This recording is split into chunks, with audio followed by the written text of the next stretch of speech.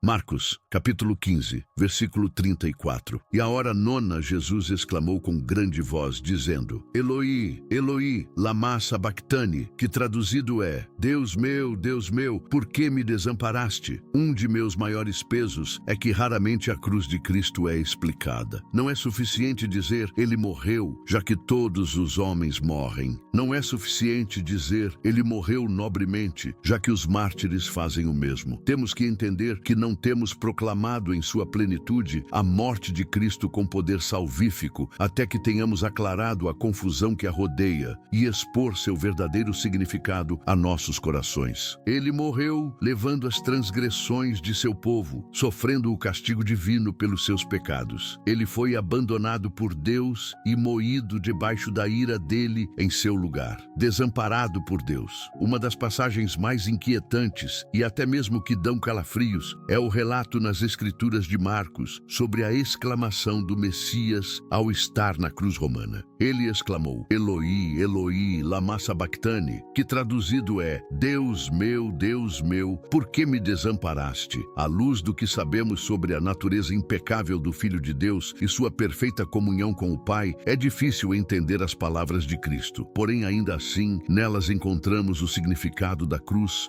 expostas e encontramos a razão pela qual Cristo morreu. O fato de que suas palavras estejam também documentadas em hebreu nos diz algo de grande importância para elas. O autor não queria que mal entendêssemos e que não nos escapasse nenhuma só coisa. Nessas palavras, Jesus não só está chamando ao Pai, mas como mestre jubilado, ele também está dirigindo a seus espectadores e todos os futuros leitores a uma das mais importantes profecias messiânicas do Antigo Testamento, o Salmo 22. Ainda que todo o Salmo esteja cheio de profecias detalhadas da cruz, nos contentaremos somente com seus primeiros 6 versículos. Deus meu, por que me desamparaste? Por que te alongas do meu auxílio e das palavras do meu bramido? Deus meu, eu clamo de dia e tu não me ouves, de noite e não tenho sossego. Porém, tu és santo, tu que habitas entre os louvores de Israel. Em ti confiaram nossos pais, confiaram e tu os livraste. A ti clamaram e escaparam, em ti confiaram e não foram confundidos. Mas eu sou verme e não homem, opróbrio dos homens e desprezado do povo. Nos dias de Cristo, as escrituras judaicas não estavam organizadas em capítulos e versículos como as temos hoje. Assim, quando um rabino queria dirigir seus ouvintes a certo salmo específico ou tal porção das escrituras, o fazia recitando as primeiras linhas do texto. Nessa exclamação desde a cruz, Jesus nos dirige ao Salmo 22 e nos revela algo do caráter e propósito de seu sofrimento. Nos primeiros 2 versículos, escutamos a queixa do Messias. Ele se considera abandonado por Deus. Marcos utiliza a palavra grega egkataleipo, a qual significa desamparado, abandonado ou desertado. O salmista utiliza a palavra hebreia azab, a qual significa deixar,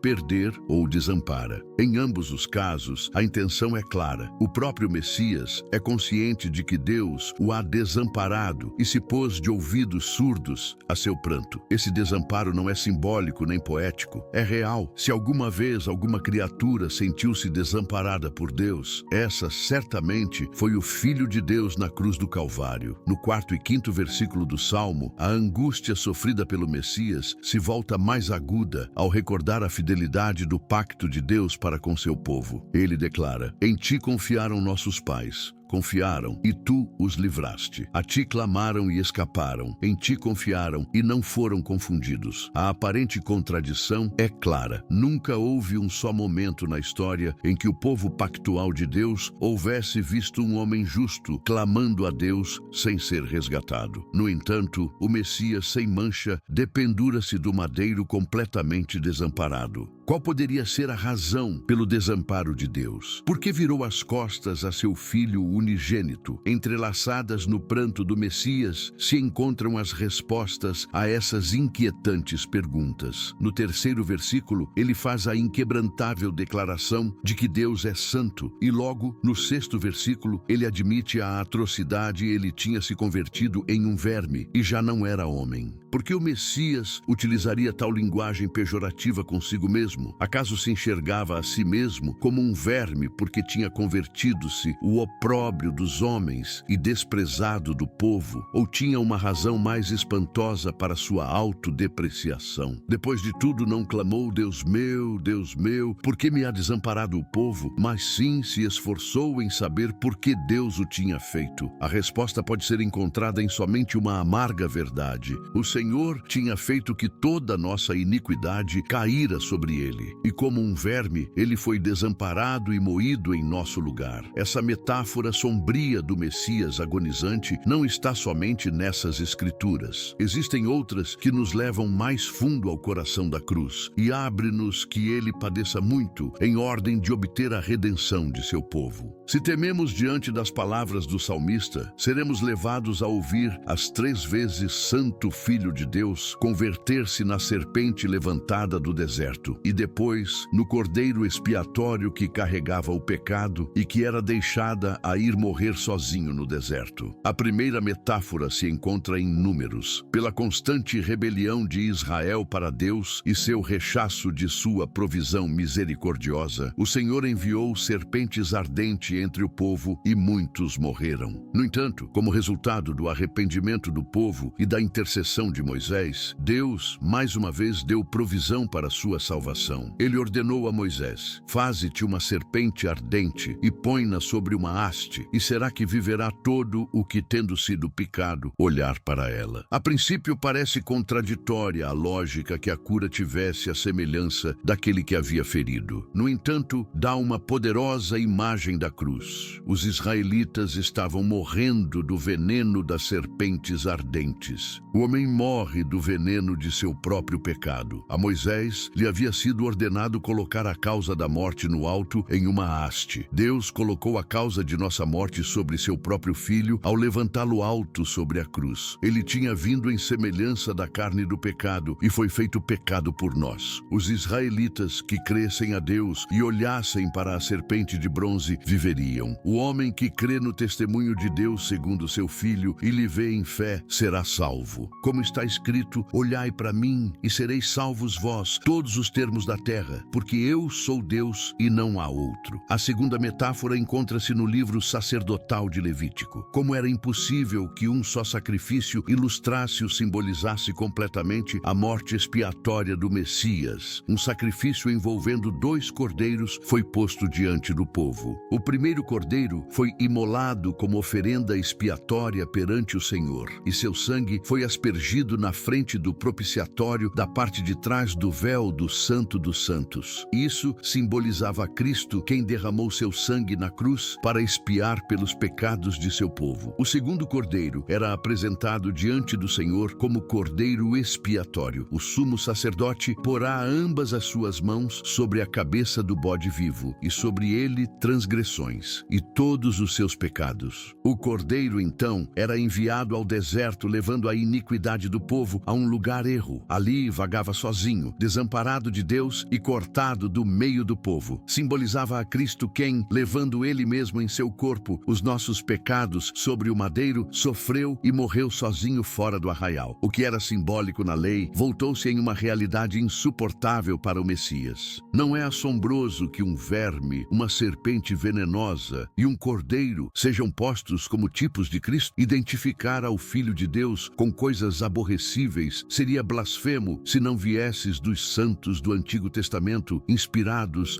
pelo Espírito Santo e confirmadas pelos autores do Novo Testamento, que vão mais além nas sômbrias descrições. Debaixo da inspiração do Espírito Santo, eles são o suficientemente audazes para dizer que aquele que não teve pecado o fez pecado, e ele que foi amado do Pai foi feito maldição diante dele. Temos escutado essas verdades antes, porém as consideramos o suficiente para sermos quebrantados? Na cruz, ele que é declarado santo, santo, santo pelo coro dos serafins, se fez pecado. A viagem ao significado dessa frase quase parece muito perigosa. Tropeçamos diante do primeiro passo. O que significa que aquele em quem nele habita corporalmente toda a plenitude da divindade se fez pecado? Não devemos explicar ligeiramente a verdade, tratando de proteger a reputação do Filho de de Deus e ainda devemos ter cuidado de não falar coisas terríveis contra seu caráter impecável e imutável. Segundo as Escrituras, Cristo se fez pecado na mesma forma em que os pecadores se convertem na justiça de Deus nele. Na sua segunda epístola à Igreja de Corinto, o apóstolo Paulo escreve: aquele que não conheceu pecado, o fez pecado por nós, para que nele fôssemos feitos justiça de Deus. O crente não é justiça de Deus por alguma obra purificadora ou aperfeiçoadora, segundo seu caráter, que o faça como Deus e sem pecado, mas como resultado da imputação pela qual ele é considerado justo ante Deus pela obra de Cristo para ele. Da mesma maneira, Cristo não se fez pecado por ter um caráter manchado ou sujo, mas atualmente convertendo-se depravado, mas como resultado da imputação pelo que foi considerado culpável perante o juízo de Deus para nós. Essa verdade não deve causar que pensemos menos da declaração de Paulo que Cristo se fez pecado, ainda que foi uma culpa imputada, foi uma culpa real, trazendo uma inquietante culpa para sua alma. Ele tomou nossas culpas como suas, esteve em nosso lugar e morreu desamparado de Deus. Que Cristo se fez pecado é uma verdade terrível como incompreensível, e ainda justamente quando pensamos que não se pode dizer palavras às escuras contra ele, o apóstolo Paulo acende uma lâmpada e nos leva ao fundo da humilhação e desamparo de Cristo. Entramos na caverna mais profunda para encontrar ao Filho de Deus pendurado na cruz e levando seu título mais infame, o maldito de Deus. As Escrituras declaram que toda a humanidade está sob maldição. Como está escrito: maldito todo aquele que não permanecer em todas as coisas que estão escritas no livro da lei para fazê-las. Desde a perspectiva celestial, aqueles que quebrantam a lei de Deus são vis e dignos de aborrecimento. São miseráveis, justamente expostos à vergonha divina e justamente devotos à destruição eterna. Não é um exagero falar que a última coisa o pecador maldito deveria e ouvirá quando ele deu o primeiro passo no inferno é a toda a criação se pondo de pé e aplaudindo a Deus por ter desterrado dele da face da terra. Tal é a vileza daqueles que quebram a lei de Deus e tal é o desdém do santo para com o ímpio. E ainda assim o Evangelho nos ensina que Cristo nos resgatou da maldição da lei, fazendo-se maldição por nós, porque está escrito: maldito todo aquele que for pendurado no madeiro. Cristo converteu-se no que nós éramos em tempo, a fim de nos redimir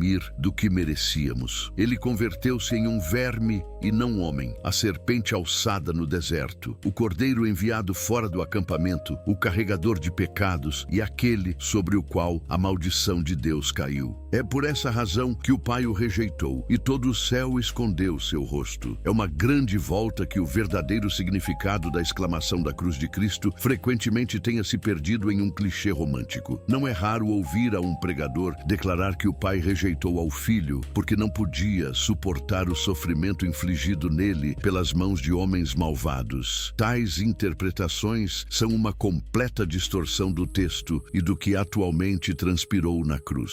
O Pai rejeitou a seu Filho não porque lhe tenha faltado força para testemunhar seu sofrimento, mas sim porque aquele que não conheceu pecado o fez pecado por nós, para que nele fôssemos feitos justiça de Deus. Ele colocou nossos pecados sobre ele e lhe rejeitou porque seus olhos são demasiadamente puros para aprovar a maldade e não pode ver a maldade com favor. Não é sem razão que muitos folhetos bíblicos ilustram um abismo entre um Deus santo e o homem pecador. Com tal ilustração, as Escrituras estão completamente de acordo. Como o profeta Isaías clamou: eis que a mão do Senhor não está encolhida, para que não possa salvar, nem agravado o seu ouvido, para não poder ouvir. Mas as vossas iniquidades fazem separação entre vós e o vosso Deus, e os vossos pecados encobrem o seu rosto de vós, para que não vos ouça. É por isso que todos os homens teriam vivido e morrido, separados da favorável presença de Deus e debaixo da ira divina, se o Filho de Deus não houvesse estado em seu lugar, levando o pecado e morto desamparado de Deus por eles. Para fechar a brecha e restaurar a comunhão, não convinha que o Cristo padecesse estas coisas? Cristo morre sob a ira de Deus. Para obter a salvação de seu povo, Cristo não somente sofreu o terrível desamparo de Deus, mas ele tomou a amarga copa da ira de Deus e morreu uma morte sangrenta em lugar de seu povo. Só então a justiça divina podia ser satisfeita, apaziguar a ira de Deus e fazer possível a reconciliação. No jardim, Cristo orou 3 vezes para que o cálice fora removido dele, mas cada vez sua vontade entregava-se à vontade do Pai. Devemos nos perguntar o que esse cálice continha que fizesse com que ele rogasse fervorosamente. O que continha que causara tal angústia que seu suor se mesclasse com sangue. Frequentemente é dito que a taça representava a cruel cruz romana e a tortura física que lhe esperava, que Cristo previu a coroa de espinhos penetrando sua fronte e os cravos primitivos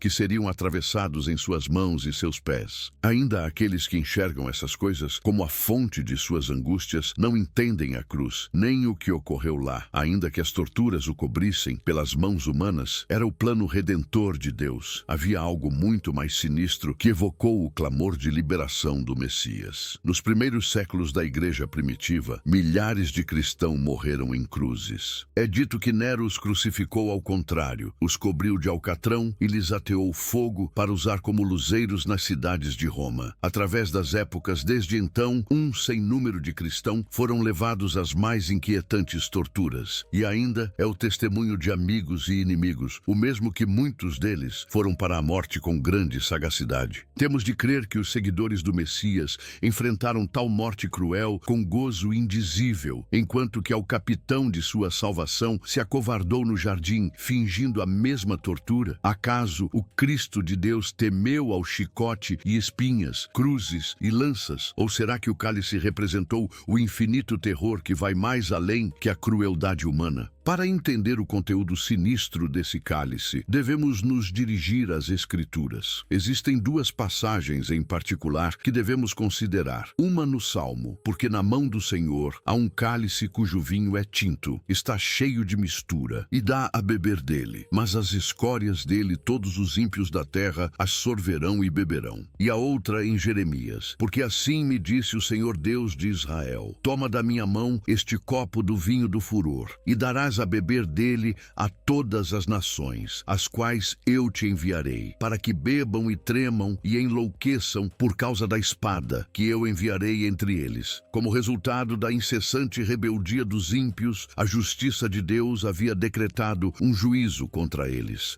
Justamente derramaria sua indignação sobre as nações. Ele colocaria o vinho de sua ira em suas bocas e forçaria-lhes a tomar até sua borra. O simples pensamento de que tal destino espera ao mundo é absolutamente terrível, e ainda assim, esse teria sido o destino de todos. Exceto que a misericórdia de Deus buscou a salvação das pessoas, e a sabedoria de Deus elaborou um plano de redenção ainda desde antes da fundação do mundo. O Filho de Deus se faria homem e caminharia nessa terra em perfeita obediência à lei de Deus. Ele seria como nós em todos os sentidos, e tentado em todas as maneiras como nós, mas sem pecado. Ele viveria uma vida perfeitamente justa para a glória de Deus e em lugar de seu povo. No tempo designado, ele seria crucificado em mãos de homens ímpios, e nessa cruz ele levaria a culpa de seu povo e sofreria a ira de Deus contra eles. O perfeito Filho de Deus e verdadeiro Filho de Adão juntos, em uma gloriosa pessoa, tomaria a amarga taça da mão de Deus e a tomaria até a borra. Ele a tomaria até que fora consumada e a justiça de Deus fora completamente satisfeita. A ira divina que devia ter sido nossa seria exaurida sobre o Filho e seria extinta por ele. Imagine uma represa que está cheia até o topo e pressionada contra o peso detrás dela. De uma vez, o muro protetor é removido e o poder destrutivo é liberado. Como a certeira destruição corre até o povo no vale próximo, de repente a terra se abre diante do povo e traga aquilo que haveria arrasado. Da mesma forma, o juízo de Deus corria diretamente ao homem. Não se podia achar escape na montanha mais alta, nem no abismo mais profundo. Os pés mais velozes não poderia ter escapado, nem o melhor nadador suportar seus tormentos. A represa foi rachada nada, e nada poderia consertar seu dano. Porém, quando toda a esperança humana foi esgotada, no tempo oportuno, o Filho de Deus se interpôs. Ele se pôs entre a justiça divina e sua gente. Ele tomou a ira que eles mesmos tinham provocado e o castigo que eles mereciam. Quando ele morreu, nenhuma gota do dilúvio restou. Ele a tomou toda. Imaginem duas pedras de moinho, uma girando acima da outra. Imaginem que entre as pedras existe um grão de trigo que é esmagado pelo grande peso. Primeiro é moído até ser irreconhecível e depois suas partes internas são espalhadas e moídas ao pó. Não há esperança de removê-lo ou reconstruí-lo. Tudo se perdeu e está irreparável. De igual maneira, ao Senhor agradou moê-lo, a seu próprio filho, e colocá-lo em indescritível angústia. Portanto, agradou ao Filho submeter-se a tal sofrimento, a fim que Deus fora glorificado e um povo fora redimido. Não é que Deus se tenha agradado ou encontrado prazer no sofrimento de seu amado Filho, mas por sua morte, a vontade de Deus se cumpriu. Nenhum outro meio tinha poder de remover o pecado, satisfazer a justiça e apaziguar a ira de Deus contrária a nós. A menos que esse grão de trigo houvesse caído e morto, haveria permanecido sozinha, sem um povo ou uma esposa. O prazer não esteve no sofrimento, mas em tudo o que o sofrimento conseguiria. Deus seria revelado em uma glória ainda desconhecida aos homens e anjos, e o povo seria trago a uma relação sem obstáculo com Deus. Em uma das histórias mais épicas do Antigo Testamento, é ordenado ao patriarca Abraão que levasse a seu filho Isaque ao Monte Moriá e ali o oferecesse como sacrifício a Deus. Toma agora o teu filho, o teu único filho, Isaque, a quem amas, e vai-te à terra de Moriá, e oferece-o ali em holocausto, sobre uma das montanhas, que eu te direi. Que carga que foi posta sobre Abraão! Não podemos nem imaginar a tristeza que encheu o coração do homem ancião e a tortura que cada passo da viagem trouxe. As Escrituras são cuidadosas em nos contar que ele foi ordenado a oferecer a seu filho, o teu único filho, Isaque, a quem amas. A especificação parece planejada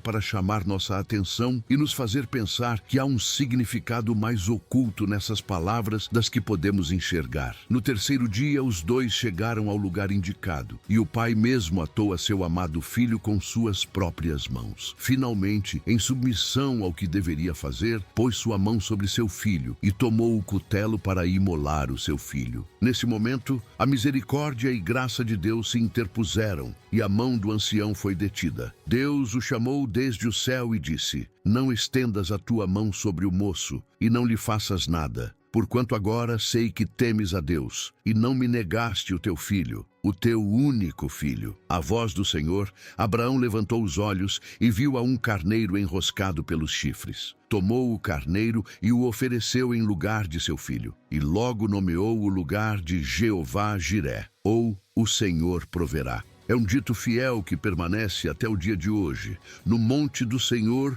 se proverá. Ao vir o encerramento da cortina desse momento épico na história, não somente Abraão, mas também todos os que leram esse acontecimento dão um suspiro de alívio que o jovem se salvou. Pensamos que lindo fim, mas não é o fim. Era simplesmente um entremeio. 2000 anos mais tarde, as cortinas voltam a se abrir. O fundo é escuro e sinistro. No centro do cenário está o Filho de Deus no Monte Caveira. Ele está atado pela obediência da vontade de seu pai. Ele pende, levando o pecado de seu povo. Ele é maldito, traído por sua criação e desamparado de Deus. Então, o silêncio é rasgado com o horrível estrondo da ira de Deus. O pai toma o cutelo, levanta o braço e sacrifica a seu teu filho, único filho, a quem amas, e as palavras do profeta Isaías são cumpridas. Verdadeiramente, ele tomou sobre si as nossas enfermidades e as nossas dores levou sobre si. E nós o reputávamos por aflito, ferido de Deus e oprimido. Mas ele foi ferido por causa das nossas transgressões e moído por causa das nossas iniquidades. O castigo que nos traz a paz estava sobre ele, e pelas suas pisaduras